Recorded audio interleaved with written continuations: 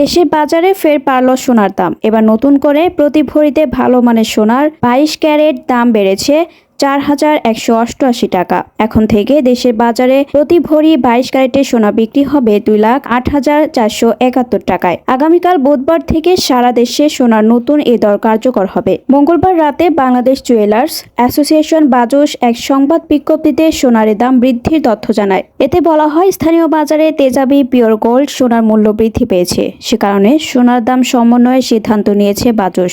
নতুন মূল্য অনুযায়ী 21 ক্যারেটের এক ভরি সোনার দাম 1,98,999 টাকা।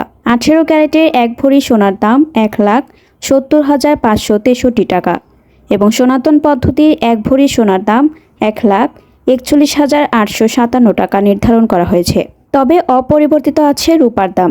22 ক্যারেটের রূপার ভরি 4,246 টাকা, 21 ক্যারেটের রূপার দাম ভরি 4,047 টাকা এবং 18 ক্যারেটের রূপার দাম ভরি 3,476 টাকা নির্ধারণ করা হয়েছে। আর সনাতন পদ্ধতির এক ভরি রূপার দাম নির্ধারণ করা হয়েছে 2,601 টাকা।